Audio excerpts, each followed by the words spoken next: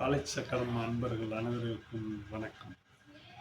நான் அந்த 3 வருஷமாக இந்த காலை சக்கரத்தில் பயணிச்சிட்ருக்கிறேன். இந்த காலை சக்கரத்துக்கு வந்த பிறகு என்னுடைய எனக்கு உடம்புல கொஞ்சம் நிறைய பிரச்சனை இருந்துச்சு. அதெல்லாம் நல்லபடியாக தீர்வாயிடுச்சு.